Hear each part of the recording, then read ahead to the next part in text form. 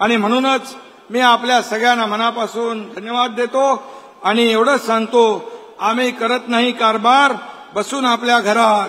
हे जनता जनार्दनाचं शासन आले जनतेच्या दारात आणि म्हणून हे जनतेच्या दारातलं सरकार आहे. सर्वसामान्यांच्या जीवनामध्ये बदल घडवणारं सरकार आहे. कमी कालावधीमध्ये एवढे मोठे धाडसी निर्णय आपल्या सरकारने घेतले. तुम्ही किती आरोप केले तरी सुद्धा एकनाथ शिंदे आणि आमचं सरकार आरोपाला आरोपातून उत्तर नाही तर कामातून उत्तर देणार आणि म्हणून आम्ही काम करत राहू. तुम्ही आरोप करत राहा. या महाराष्ट्रातली जनता सुज्ञ आहे.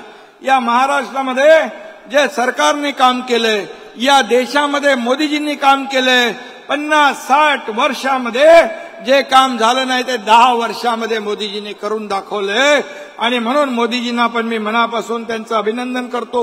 मगाशी श्रीकांत म्हणाला 1 रुपया तिकडून यायचा 20 पैसे लोकांपर्यंत पोहोचायचे. तसं नाही. राजीव गांधी पंतप्रधान असताना ते स्वतः म्हणाले 1 रुपया केंद्राचा आला तर लाभार्थ्यापर्यंत 15 पैसे पोचायचे.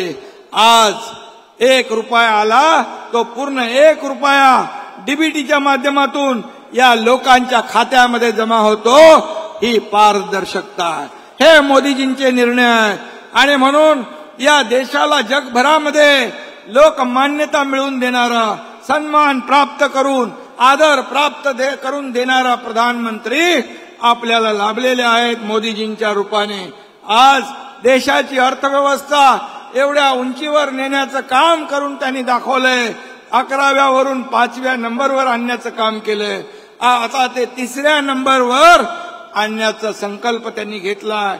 $5 ट्रिलियन इकॉनॉमी आपर्यंत आपण ते अचीव करण्याचा, गोल अचीव करण्याचा संकल्प घेतलाय.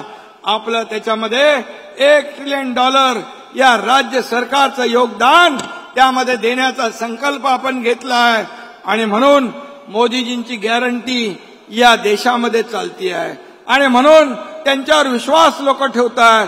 त्यांनी 80 कोटी जनतेला कोविडमध्ये जो निर्णय घेतला मोफत राशन देण्याचा, तो पुढचे 5 वर्ष कायम ठेवण्याचा हिम्मत आणि धाडस दाखवलेलं आहे.